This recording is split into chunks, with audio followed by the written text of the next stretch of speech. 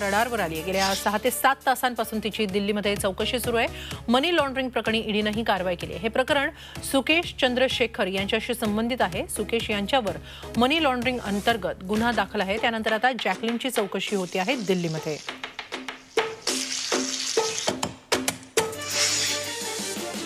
यवतमाळ वाशिमच्या शिवसेना खासदार भावना गवळी यांच्या मालमत्तांवर ईडीने कारवाई केली। एकूण 5 ठिकाणी ईडीची छापेमारी सुरू होती। वाशिममध्ये सकाळी 11 ते रात्री 8 वाजेपर्यंत ही चौकशी सुरू होती। वाशिममधली चौकशी आता थांबली आहे। भाजप नेते किरीट सोमय्या यांच्या आरोपांनंतर ईडीचं पथक जिल्ह्यामध्ये दाखल झालं।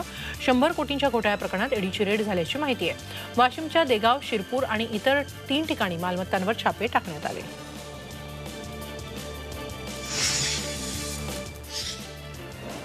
परमबीर सिंग गैरहजर राहिल्यास अटक वॉरंट काढलं जाणार आहे। न्यायमूर्ती चांदीवाल यांनी ही समज दिली। सुनावणी वेळी परमबीर सिंग आजही गैरहजर राहिले।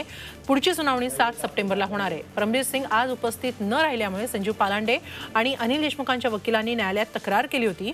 पुढील सुनावणीला देखील परमबीर सिंग गैरहजर राहिले तर त्यांच्या विरोधात अटक वॉरंट काढलं जाणार आहे। माजी गृहमंत्री अनिल देशमुख मनी लॉन्ड्रिंग प्रकरणात धाडसत्र सुरू करण्यात आले। ईडीने हे धाडसत्र सुरू केले।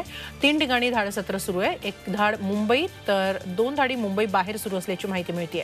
परिवहन मंत्री अनिल परब यांच्या अनुषंगाने धाडसत्र सुरू आहे। अनिल परब यांनीही आपल्याला पैसे गोळा करण्याचे आदेश दिले होते असं पत्र सचिन वाझेनं कोर्टाला दिलं होतं। त्याबाबत ईडी चौकशी करते। त्यावरून हे धाडसत्र सुरू आहे। अनिल परब मंत्रालयात राष्ट्रवादीचे प्रदेशाध्यक्ष जयंत पाटील यांच्या भेटीला गेले। अनिल परब यांना ईडीने रविवारी नोटीस पाठवली। त्यानंतर अनिल परब यांनी संजय राऊतांची भेट घेतली। त्यानंतर अनिल परब जयंत पाटील यांच्या भेटीला मंत्रालयात गेले। ईडीकडून महाविकास आघाडीच्या नेत्यांना टार्गेट केलं जात असल्याचा आरोप महाविकास आघाडीतील नेत्यांनी केला आहे। शरद पवार असो किंवा मुख्यमंत्री असोत, अनिल परबांना कोणीही वाचवू शकणार नाही। अनिल परब आणि अनिल देशमुख यांना जेलमध्ये जावंच लागेल असा घणाघात किरीट सोमय्यांनी केलाय। ईडी कारवाईसाठी किरीट सोमय्यांनी अनेक वेळा तक्रारी केल्या होत्या। कारवाई सुरू झाल्यानंतर त्यांनी महाविकास आघाडीच्या नेत्यांवर हल्लाबोल सुरूच ठेवलाय। काँग्रेस प्रदेशाध्यक्ष नाना पटोलेंनी महाविकास आघाडीच्या नेत्यांवरील ईडी कारवाईबाबत भाजप आणि ईडीला काही सवाल विचारले। भाजप विरोधी पक्षाच्या नेत्यांना ईडीच्या नोटिसा का दिल्या जातात? भाजपमधले सगळेच दुधानं धुतलेले आहेत का असा सवाल उपस्थित करत त्यांनी भाजपवर निशाणा साधला।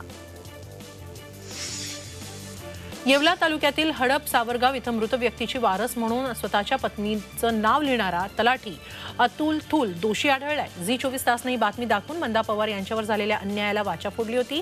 त्यानंतर तहसीलदारांनी चौकशीचे आदेश दिले होते। तलाठी अतुल थूलनं पवार यांची 8 एकर जमीन हडपली होती। आता त्याच्यावर काय कारवाई होते याकडे लक्ष लागलंय। कल्याणचे तहसीलदार आणि लिपिक एसीबीच्या जाळ्यात अडकलेत। एका जमिनीच्या हरकतीच्या सुनावणी संदर्भात तहसीलदार दीपक आकडे यांनी लाच मागितली होती। लाचेचे 1,20,000 रुपये घेताना लिपिक मनोहर हर्डीकर याला एसीबीने रंगेहात पकडलं। पत्नीनं केलेल्या पोलीस तक्रारीनंतर वादात सापडलेल्या मनसे नवी मुंबई शहर अध्यक्ष गजानन काळेंनी मनसे प्रमुख राज ठाकरेंची भेट घेतली। काळेंविरोधात त्यांच्या पत्नीनं कौटुंबिक छळाची पोलिसात तक्रार केली आहे। त्याबाबत उच्च न्यायालयानं पोलिसांना 7 सप्टेंबरपर्यंत कारवाई न करण्याचे निर्देश दिले। त्यानंतर काळे आपली बाजू मांडण्यासाठी राज ठाकरेंच्या भेटीला गेले। राज ठाकरेंशी त्यांनी सविस्तर चर्चा केली। मुंबईतल्या अंधेरी भागात गोकुळ आणि अमूलच्या दुधात भेसळ केली जायची। शांतीनगरच्या तेलुगू चाळीत दुधात भेसळ सुरू असताना अन्न आणि औषध प्रशासनानं त्यावर धाड टाकली। इथं गोकुळ आणि अमूलच्या दुधाच्या पिशव्यांमध्ये पाणी भरलं जायचं। एफडीएनं असा 325 लिटर दुधाचा साठा तसंच 17,593 रुपये किमतीचं भेसळयुक्त दूध जप्त केलं। या प्रकरणी पोलिसांनी एकाला अटक केली आहे। पुणे पोलिसांच्या क्विक ॲक्शनमुळे गहाळ झालेली बॅग फक्त सीसीटीव्हीच्या आधारावर काही तासांमध्ये शोधण्यात आली आहे। एका कार्यक्रमासाठी दिल्लीवरून प्रसारमाध्यमाचे प्रतिनिधी पुण्यामध्ये आले होते। त्या दरम्यान एका रिक्षात इलेक्ट्रॉनिक वस्तू असलेली बॅग गहाळ झाली होती। मात्र टेक्नॉलॉजीचा वापर करून स्वप्नील मराठी आणि अजित वाघुले या पोलिसांनी काही तासांतच बॅगेचा शोध लावला।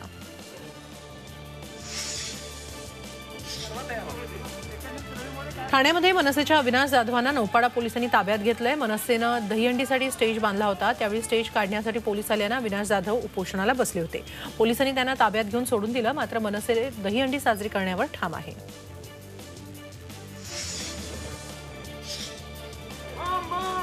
राज्यातली मंदिरं बंद असतानाही शिवसेना नेते अंबादास दानवेंनी औरंगाबादमध्ये श्रावण मासानिमित्त कावड यात्रा काढली। हर्सुलमधून कावड यात्रा मंदिरात पोहोचल्यानंतर दानवेंसाठी खास खडकेश्वर मंदिराची दारं उघडण्यात आली। दुसरीकडे श्रावण सोमवार निमित्त चंद्रकांत खैरेंनीही भोलेश्वर मंदिरात अभिषेक केला। एकीकडे सर्वसामान्यांसाठी मंदिरं बंद आहेत, फक्त सत्ताधाऱ्यांसाठी मंदिरं सुरू आहेत का, असा सवाल विचारला जातोय।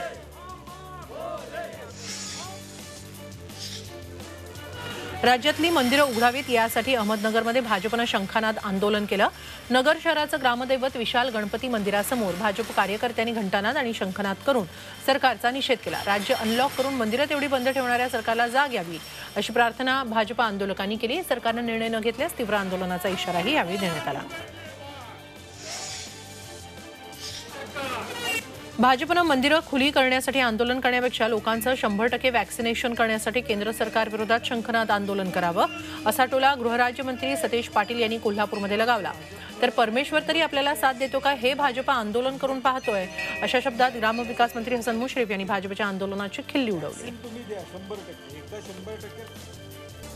मुंबई महानगरपालिकेनं कोरोनाच्या तिसऱ्या लाटेसाठी ॲक्शन प्लॅन तयार केलाय। कडक अंमलबजावणीचे महानगरपालिका आयुक्तांनी निर्देश दिलेत। सील केलेल्या इमारतींच्या गेटवर आता पोलीस तैनात असणार आहेत। सील इमारतींमध्ये प्रवेशाला कोणालाही परवानगी नसेल, तसंच इमारतींमध्ये असणाऱ्या कोणत्याही व्यक्तीला बाहेर पडण्यास मनाई असेल अशा इमारतींमध्ये कामगार, वाहन चालक यांनाही या कालावधी दरम्यान इमारतीत प्रवेश नसेल। केरळमध्ये रुग्णसंख्या झपाट्यानं वाढते, त्यामुळे राज्य सरकार अलर्ट झाले। राज्यात रात्रीच्या संचारबंदीची शक्यता आरोग्यमंत्री राजेश टोपेंनी बोलून दाखवली आहे। राज्यात सण उत्सवांना सुरुवात झाली, मात्र केरळमध्ये वाढलेली कोरोनाबाधितांची संख्या पाहता केंद्रानं राज्याला सूचना केल्या आहेत। सिंधुदुर्ग पाठोपाठ रत्नागिरीतही 2 डोस घेतलेल्यांनाच प्रवेश दिला जाणार आहे असं प्रशासनानं जाहीर केलंय। जिल्हा प्रशासनानं गणेशोत्सवासाठी नियमावली जाहीर केली आहे। जिल्ह्यात प्रवेश करताना किमान 72 तासांपूर्वीचे रिपोर्ट दाखवणं आता बंधनकारक आहे। तसंच रिपोर्ट नसल्यास जिल्हा प्रवेशापूर्वी त्या व्यक्तीची चाचणी केली जाईल। कोरोनाच्या डेल्टा व्हेरियंटनं हॉस्पिटलमध्ये दाखल होण्याचा धोका अधिक असल्याचा यूकेच्या रिपोर्टमध्ये दावा करण्यात आलाय।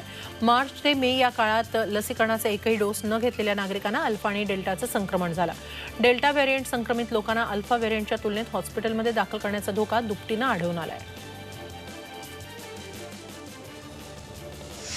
राज्यातील शिक्षक आणि शिक्षकेतर कर्मचाऱ्यांचं प्राधान्यानं लसीकरण करण्याबाबत शालेय शिक्षण विभागानं आदेश दिलेत। 5 सप्टेंबर म्हणजे शिक्षक दिनापूर्वी लसीकरण व्हावं असे निर्देश केंद्रीय आरोग्यमंत्र्यांनी दिले होते। त्यानुसार हे आदेश जारी करण्यात आले। जिल्हा आणि महापालिका क्षेत्रातील शिक्षकांची यादी घेऊन गरजेनुसार नियोजन करावं असं या आदेशात म्हटलंय। तब्बल 4 महिने कोरोनाशी झुंज दिल्यानंतर बीड जिल्ह्यातील बाधिताला जीवदान मिळालं। बीडमधील केज तालुक्यातील सारोळा गावचे श्रीहरी ढाकणे 28 एप्रिलला कोरोनाचे संशयित रुग्ण म्हणून रुग्णालयात दाखल झाले। प्रत्येक मिनिटाला तब्बल 45 लिटर इतका ऑक्सिजन पुरवठा त्यांना चालू करण्यात आला। तब्बल 120 दिवसांच्या डॉक्टरांच्या अथक प्रयत्नानंतर ढाकणे यांची प्रकृती सुधारल्यानं त्यांना घरी पाठवण्यात आलं। पिंपरी चिंचवड शहरासह मावळला पाणी पुरवठा करणाऱ्या पवना धरणात 98% पाणीसाठा झालाय। मावळचे खासदार श्रीरंग बारणे यांच्या हस्ते पवना माईची खणा नारळानं ओटी भरून पारंपरिक पद्धतीनं जलपूजन करण्यात आलं। मात्र गेल्या वर्षभरापासून पिंपरी चिंचवडकरांना दिवसाआड पाणी पुरवठा केला जात असून आता तरी पाणी कपातीचं संकट दूर होणार का असा प्रश्न नागरिकांना पडलाय। बऱ्याच दिवसांच्या प्रतीक्षेनंतर लातूर जिल्ह्यात पावसानं सर्वदूर दमदार हजेरी लावली। गेल्या अनेक दिवसानंतर जिल्ह्यात मुसळधार पाऊस बरसला। परिणामी निलंगा तालुक्यातील तेरणा नदीवरील 5 बंधारे तर मांजरा नदीवरील एका बंधाऱ्याचा दरवाजा उघडण्यात आलाय। त्यामुळे नदीपात्रात पाण्याचा मोठा विसर्ग सुरू आहे। कर्नाटक सीमेवरील गावांना सतर्कतेचा इशारा देण्यात आलाय।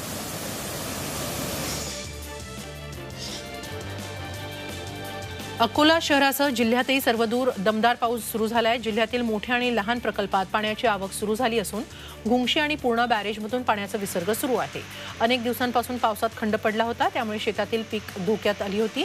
मात्र आजचा पाऊस शेती आणि शेतकऱ्यांसाठी दिलासादायक आहे।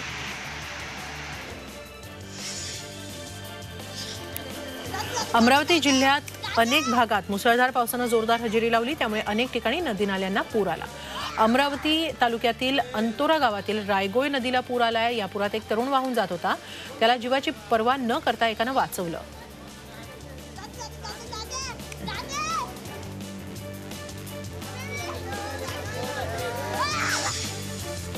पालघरमधील मुरबे गावातील चंद्रकांत तरे हे घोळ माशाच्या लिलावातून मालामाल झाल्यानं सध्या ते चर्चेत आहेत। त्यांच्या बोटीच्या वाघरा जाळ्यात तब्बल 150हून अधिक घोळ जातीचे मासे लागले। यातले एका माशाचं वजन तर साधारणपणे 18 ते 25 किलो आहे। यातून चंद्रकांत तरे यांना तब्बल 1.5 कोटी रुपयांची कमाई होणार आहे।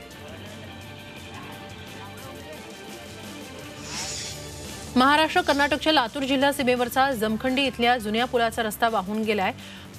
त्यामुळे लातूर जहिराबाद हा राष्ट्रीय महामार्ग बंद पडलाय, तर लातूर जिल्ह्यातील औराद सहाजनी मार्गे कर्नाटक तेलंगणा राज्याचा संपर्क तुटलाय। 2 वर्षांपूर्वी देखील महाराष्ट्र कर्नाटकला जोडणारा हा रस्ता असाच वाहून गेला होता। जमखंडी इथला हा डांबरी रस्ता कर्नाटक सरकारने तयार केला होता।